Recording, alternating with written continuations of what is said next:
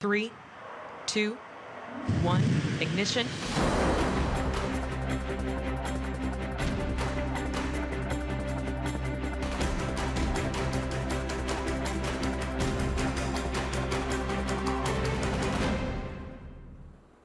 Ja, v Sloveniji je znova na obisku astronavtka slovenskega rodu Sunita Williams, ki je v vesolju skupaj preživela več kot 600 dni. Sprejela sta jo premier in predsednica države. Največ časa pa je namenila več 100 gostom v vesoljskem centru v Vitanju.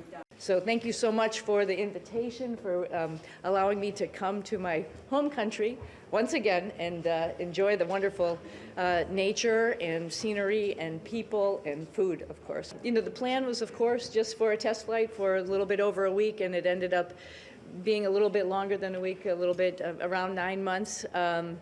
I think the stubbornness of my mother's family, being Slovenian, and the ability to just like put your head down and do it, the strength came from my mother's side.